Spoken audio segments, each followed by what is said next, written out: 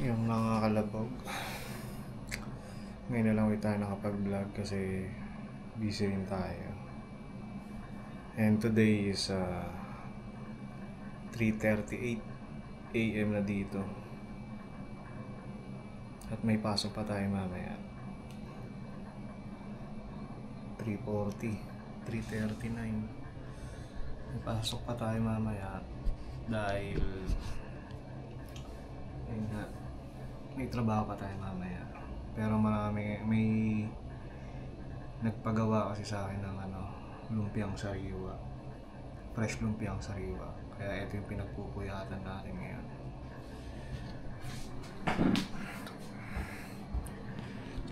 Actually, tapos na yung fillings, tapos na yung sauce.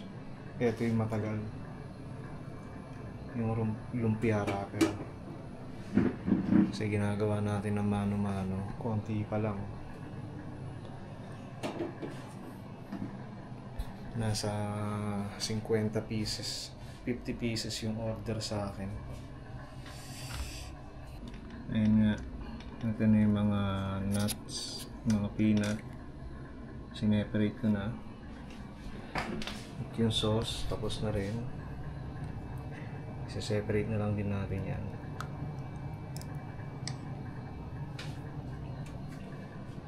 Lumpia wrapper na lang talaga yung matagal. So gumawa lang tayo ng lumpia wrapper from scratch kasi wala nabibilan ditong kagaya sa Pinas ng mga lumpia wrapper, kaya gumagawa tayo. Problema, kailangan dalawa na yung kawali ko dapat para sa halitan. Ang pick up nito 9:30 yan eh.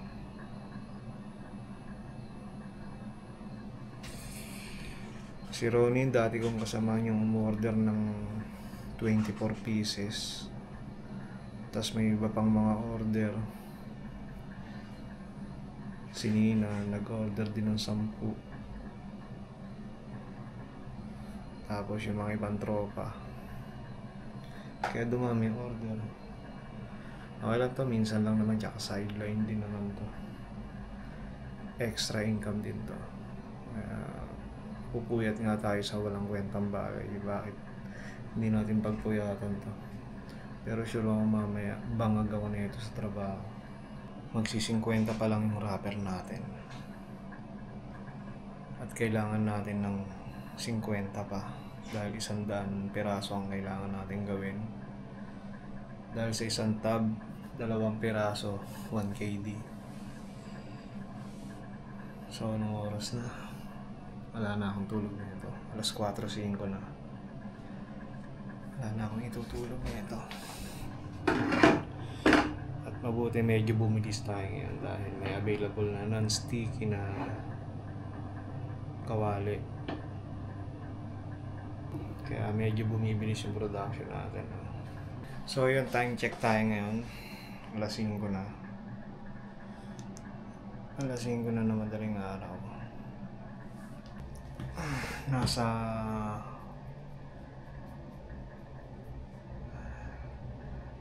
60 pieces na lumpia wrapper ang nagagawa natin. Kailangan natin ng 100. At yung sauce na ilagay na natin dito. Magbabalot pa ako. So talagang wala na akong tulog. Bale, konting piece na lang. Naka 70 pieces na tayo ng lumpia wrapper.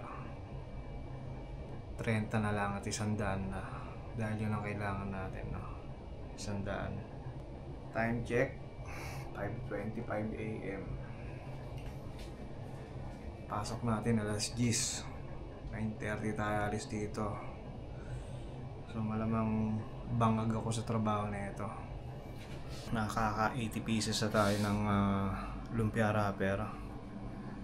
20 na lang.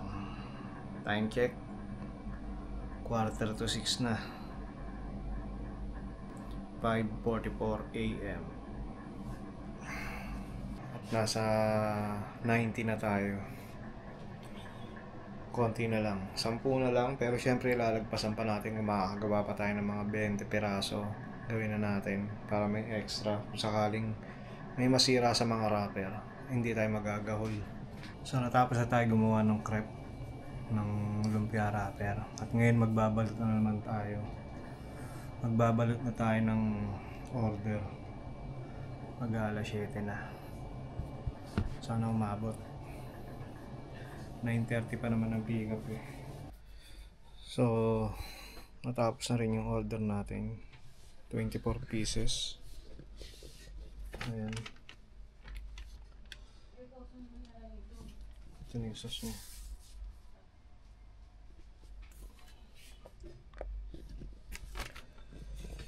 May mga pending pa na order, kaya lang hindi ko na nagawa dahil wala na rin akong oras. Mamayang gabi na lang ulit. Yun, wala na tayong ligo-ligo ngayon, no? Dahil wala tayong tulog. Importante nakapag-linis tayo ng katawan.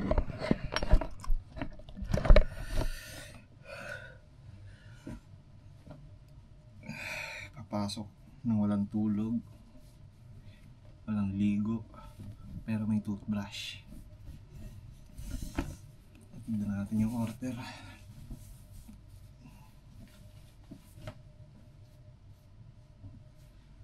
Halata bang walang ligo? Antok na antok ako. Ay.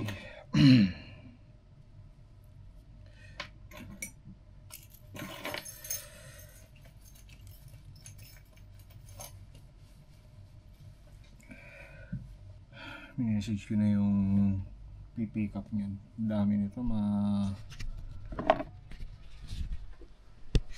24 pieces. Hindi ko pa nagawa yung ibang order. Pero at least napuyat man tayo eh. May paida. Let's go. Yon. At nandito pa tayo ngayon sa trabaho. Dahil mag-o-open na tong Pabula. Ito yung dating Wii, tapos sinara, pinalitan ng pangalan Pabula, pero same location. At ito yung mga collection nila.